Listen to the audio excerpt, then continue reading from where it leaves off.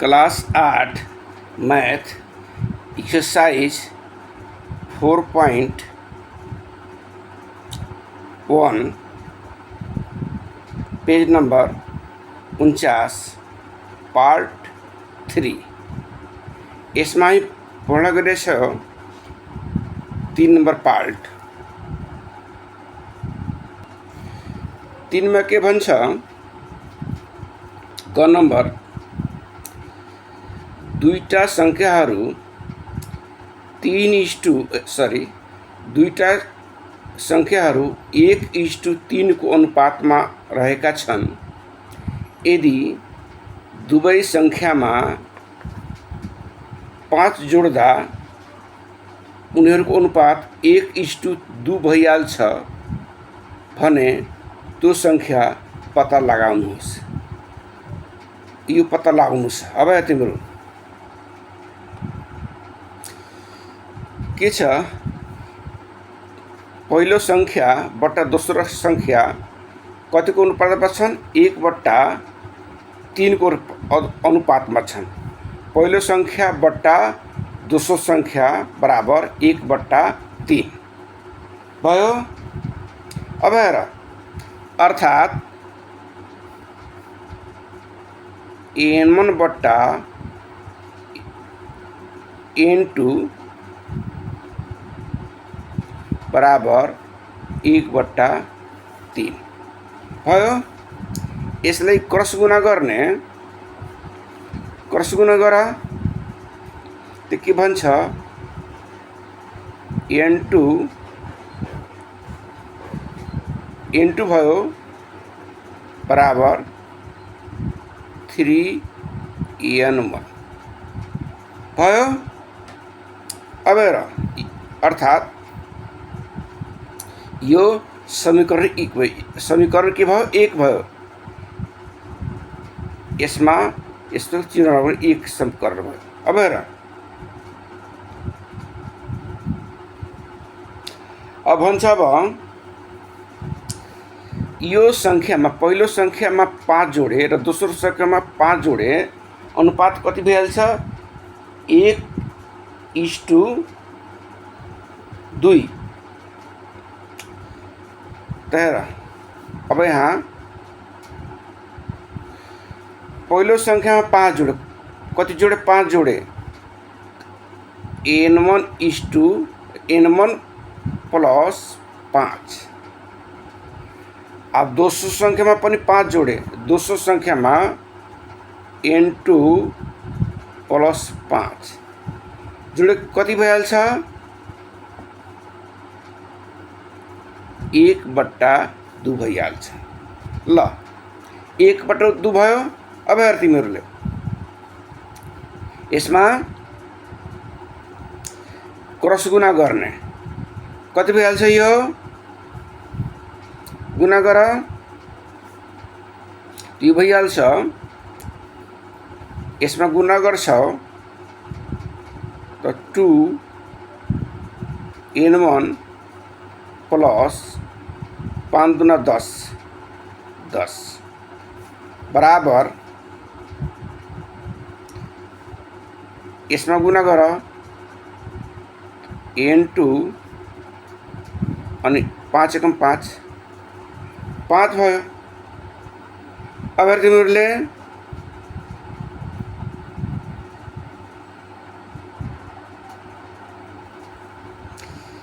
अब हेर,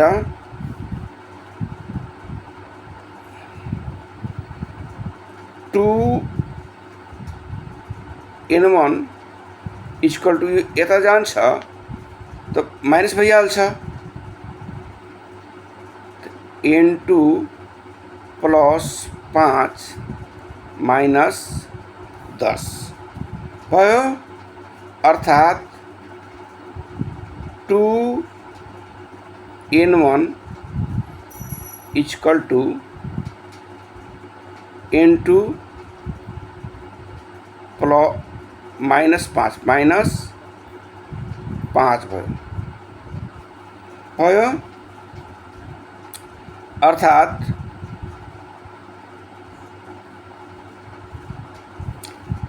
अर्थात् हेर तिम्रो n2 यसले यताबाट उता गर्छु उताबाट यता गर्छु त्यो के भइहाल्छ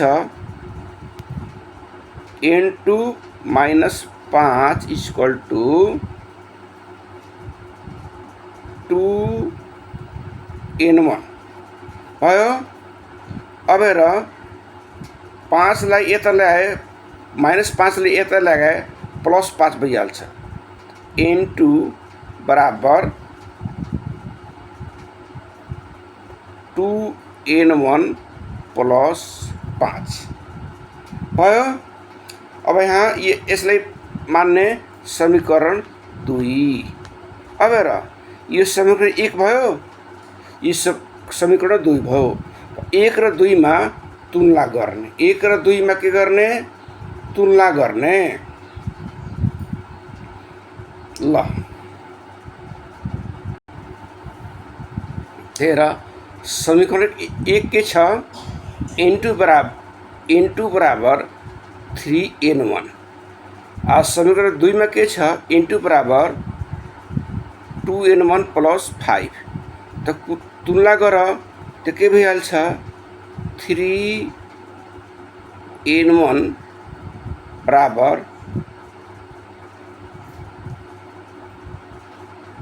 3n1 बराबर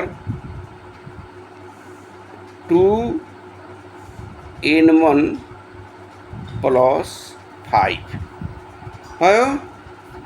अब हेर अब यता हुन्छ यसले यता ल्याऊ त 3n1 माइनस 2n1 बराबर 5 भयो। अर्थात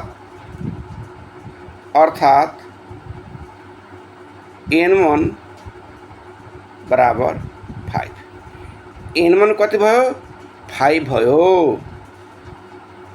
अब हेर तिमीहरूले अब n1 को मान समीकरण 1 में राख्ने n1 को मान समीकरण 1 में राख्ने ल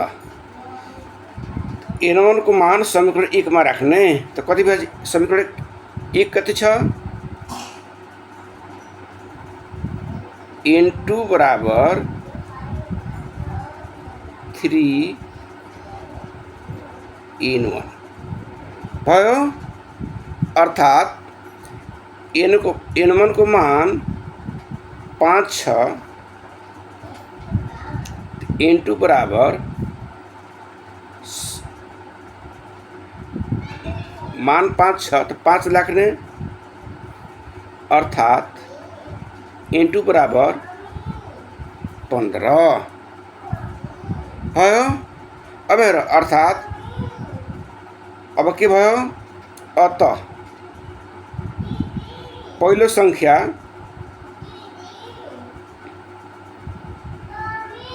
पहिलो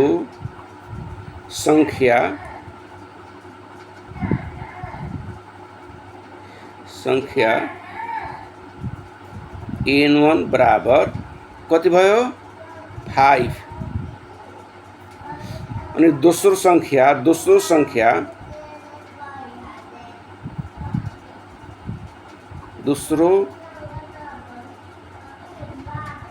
संख्या n2 बराबर के भयो 15 भयो।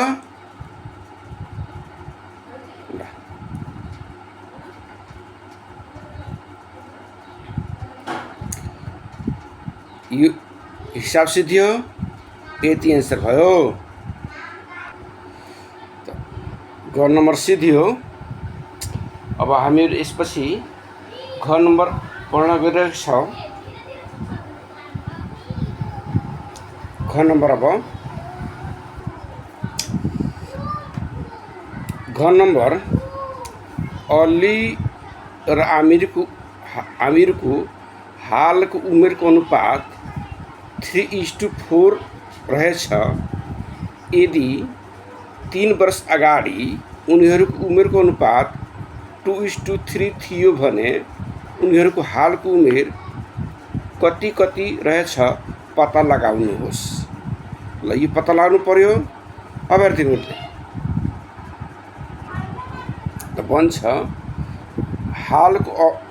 हालको अलीको उमेर एक्स छ र हालको अमीरको उमेर वाई छ। एक्स मानव र यसलाई वाई मानव। अनुपात कति छ यसमा? एक्स बटा वाई बराबर के हुन्छ? 3:4 अर्थात् 3/4। यसको अनुपात छ 3/4 भयो। अब हेर यसलाई क्रस गुणा गर त भइहाल्छ एक्स 4x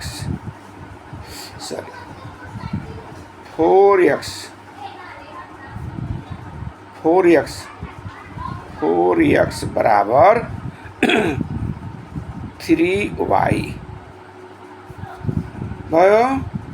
अर्थात् x बराबर y बट्टा 4 भयो। यसलाई मान्ने इक्वेसन 1 भयो। अब तिमीहरूले अब भन्छ 3 वर्ष अगाडि त 3 वर्ष अगाडि अलीको उमेर कति थियो? ल भन्छ 3 वर्ष अगाडि अली र आमिरको उमेरको अनुपात 2:3 थियो। त हेर 3 वर्ष अगाडि अलीको उमेर कति हुन्छ?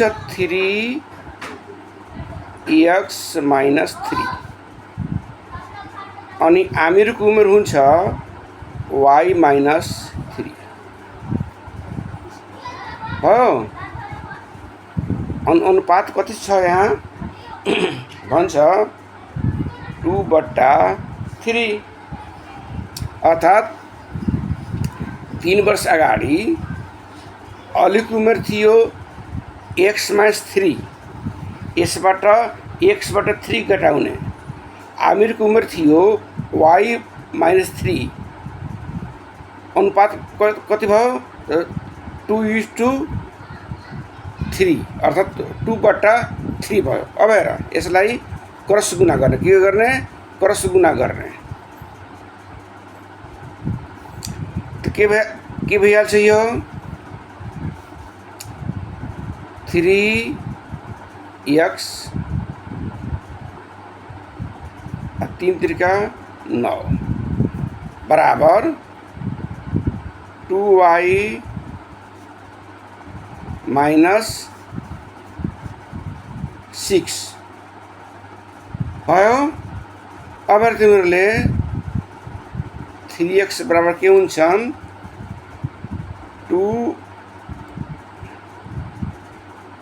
2y - 6 अनि यसलाई उता गर्छौ त माइनस छ भने प्लस भइहाल्छ, माइनस छ भने प्लस भइहाल्छ भयो। अर्थात् 3x बराबर 2y - +3 भयो। अर्थात् x बराबर 2y +3/3 भयो। यसले मान्ने समीकरण 2 मान्ने।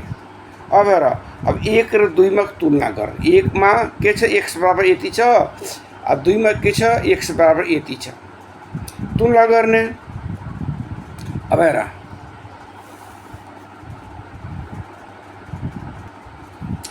समीकरण 1 र 2 बाट 1 मा के छ? 3x बराबर x बराबर 3y/4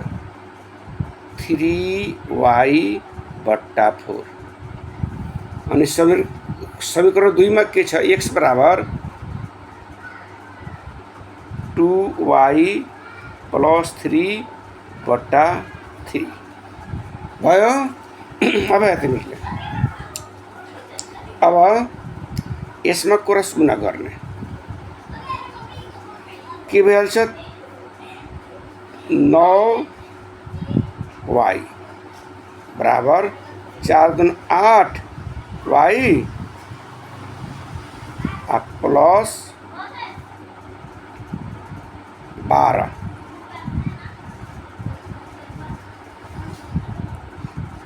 भयो।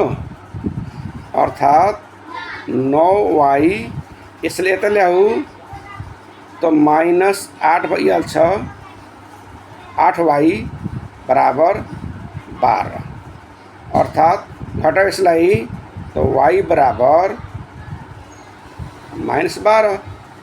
अब हेर y को मान 12 कति भयो 12 भयो -12 होइन 12।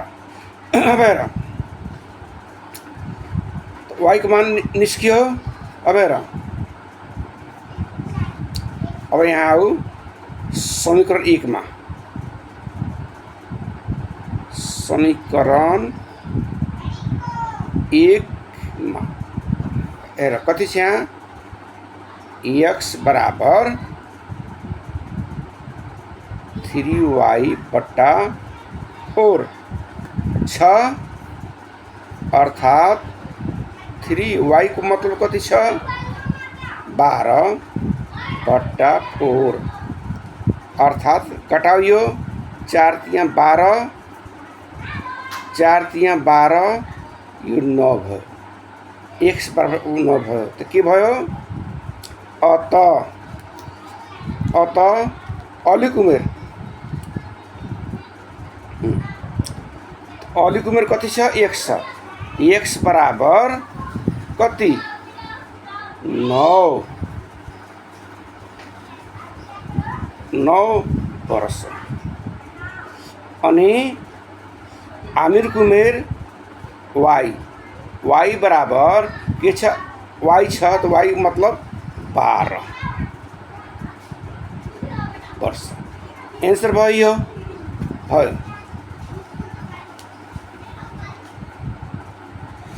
यसपछि आउ तिम्रो 6 को कमा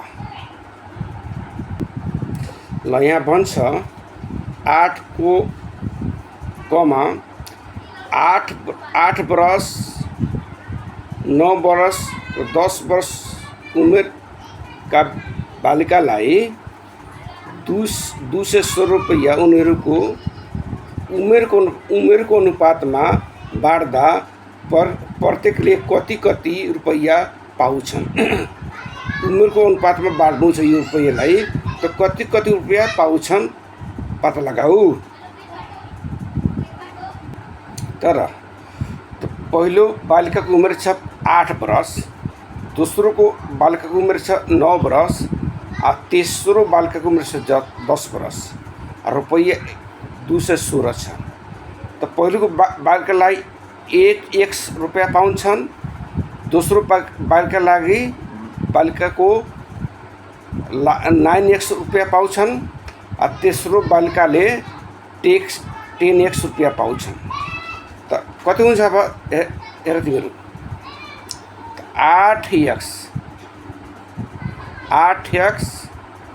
प्लस 9x प्लस 10x बराबर जमा कति 216 भयो। अब हेर अर्थात के भइहाल्छ यो यसले जोड तो कति हुन्छ 10 18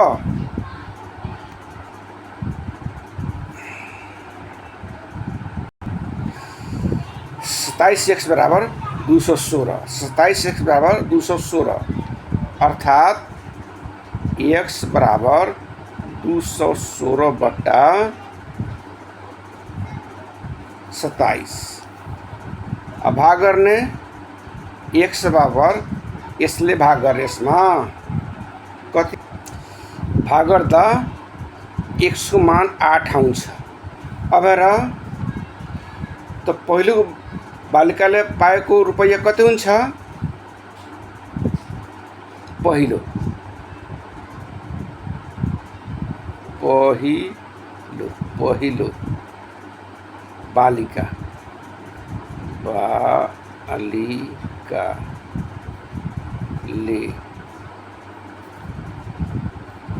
पाएको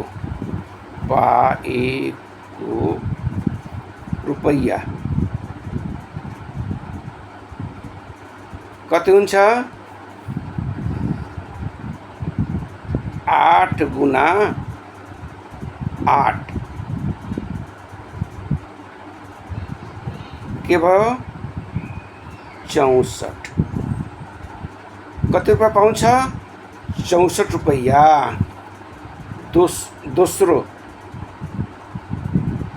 दोस्रो बालिकाले पाएको रुपैयाँ कति हुन्छ? 9। तो 9x बराबर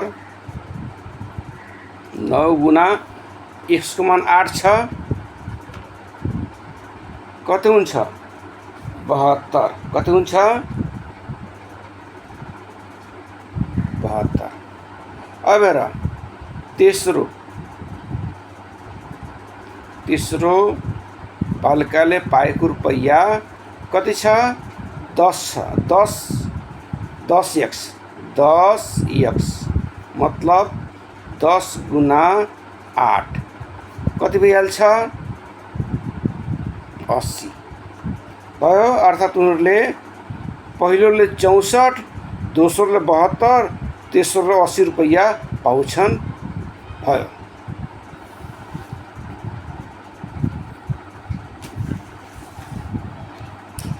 अब तिमीहरूले यसपछि यसको ख नम्बर बनाउने।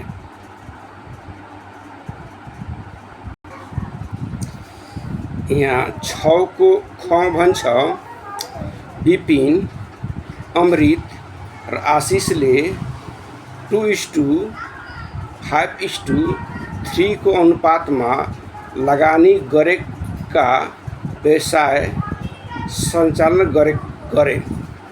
1 वर्षपछि उनीहरूले रु 65 लाख आम्दानी गरे भने प्रत्येकले कति रकम लगानी गरेका रहेछन् निकाल्नु पर्यो।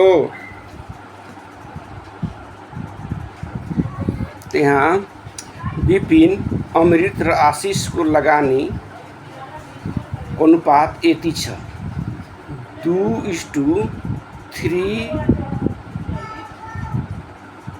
2:5:6 2:5:6 छ। अब हेर त विपिनले कति गरेछ? विपिनको लगानी कति छ निकाले यहाँ। त विपिन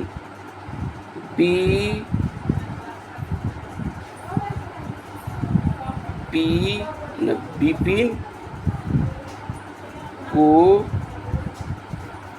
लगानी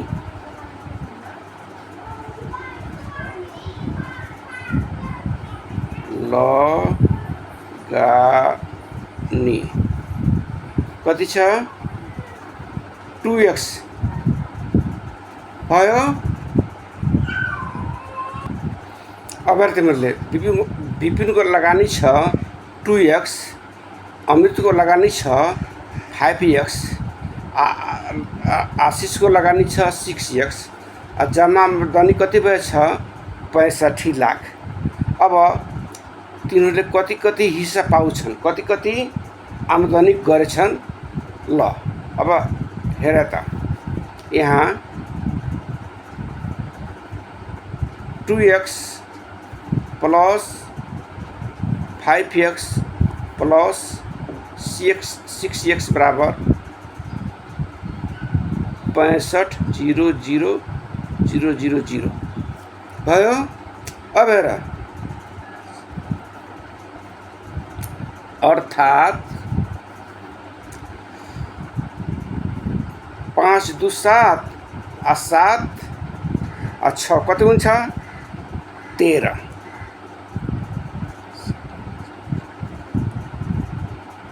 13x बराबर 65 1 2 3 4 5 भयो।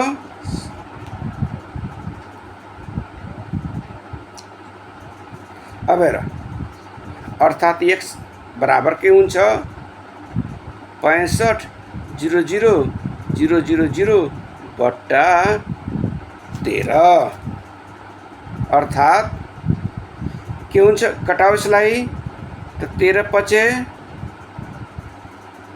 65 x कति भयो x बराबर 5 0 0 0 0 0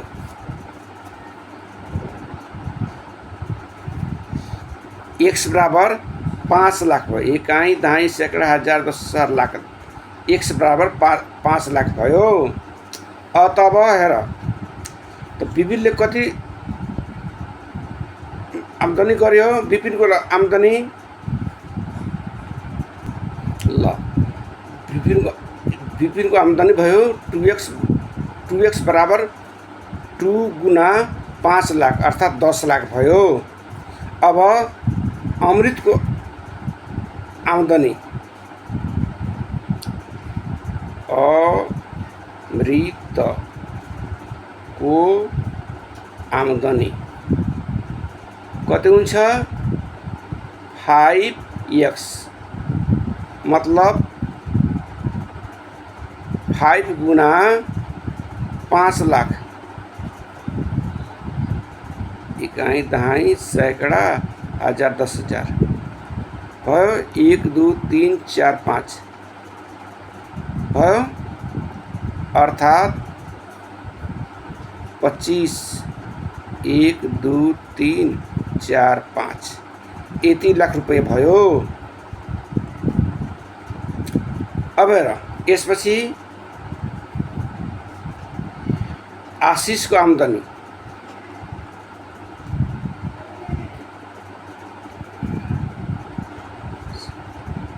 आशिषको आम्दानी कति छ यहाँ 6x मतलब 6 गुना 5 1 2 3 4 5 भयो अर्थात 30 1 2 3 4 5 यति रुपया भयो। इसको ल अर्थात विपिनको आम्दानी 10 लाख रुपया अमृतको आम्दानी 25 लाख रुपया र आशिषको आम्दानी 30 लाख रुपया भयो रुपैयाँ।